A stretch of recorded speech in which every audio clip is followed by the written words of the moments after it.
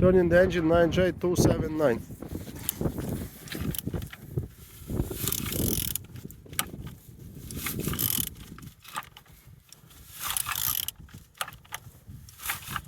All turning good, all compression complete. On the front, all looks as you can see. I didn't see any damage escapes.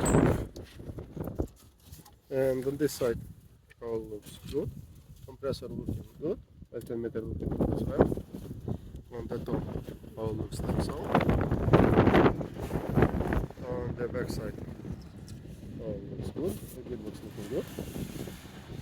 On this side, all looks good. I didn't see any damages. And underneath, all looks good as well. No damage, no broken. Turning the engine 9J279.